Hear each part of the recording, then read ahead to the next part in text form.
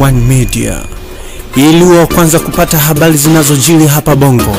Usisahau kubonyeza alama ya subscribe iliyoko chini ya video hii. Asante. Mtazamaji wa Bongo One Media, karibu tena katika dawati letu la michezo, tukizidi kukuangazia taarifa na habari mbalimbali ambazo zinajiri ndani lakini pia na nje ya Tanzania. Moja ya taarifa kubwa zaidi ambazo na kujuza siku ya leo ni kuhusiana na usajili ambao klabu ya Young African wanakwenda kufanya katika msimu wa 2025-26 baada ya klabu ya Yanga Sports Club kuibuka na ushindi wa mchezo mabao mawili katika mchezo wa Derby ya Kariakoo kwa kufunga mabao 2-0 dhidi ya Simba na kutoa ubingwa wa ligi kuu NBC Tanzania, na kesho ikiwa tayari wanaenda kucheza finali ya kombe la shirikisho. Baada ya hapo tayari dirisha kubwa la usajili litafunguliwa kwa niaba ya msimu 2025-2026.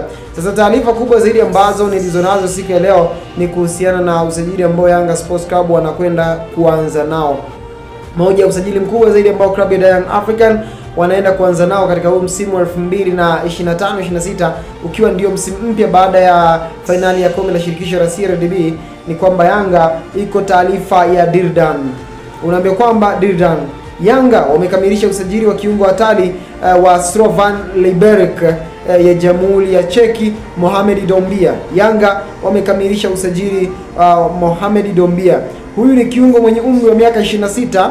Kiungo huyu raia wa Ivory Coast, Dombia ni kiungo ambaye anacheza kama namba 8 mwenye uwezo mkubwa zaidi hasa wa kupiga mashuti ya mbali, na inadaiwa kwamba ndani ya klabu ya Yanga kila jambo kuhusiana na mchezaji huyo limekamilika. Yaani kuhusiana na Yanga kumsajili mchezaji huyu, kuhusiana na klabu ya Yanga Sports Club kukamilisha masuala yake ya usajili na nini, yote yamekamilika. Baada ya kutamatika kwa finali ya kombe la shirikisho na dirisha kubwa la usajili kufunguliwa, basi tutaweza kushuhudia usajili wa kwanza kukamilika.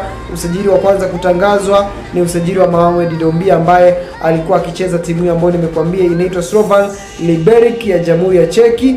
Huyu ni mmoja wa wachezaji ambao ni bora kabisa, na huu ndio usajili ambao naweza kusema kwamba upande wa Yanga wamelamba dume. Unazungumziaje usajili wa Yanga Sports Club, lakini pia na issue ya Mohamed Dombia kuja kusajiliwa ndani ya klabu ya Young African? Swali hilo unalizungumziaje? Share katika upande wa comment section. Tukutane wakati ujao panapo majaliwa. Asante.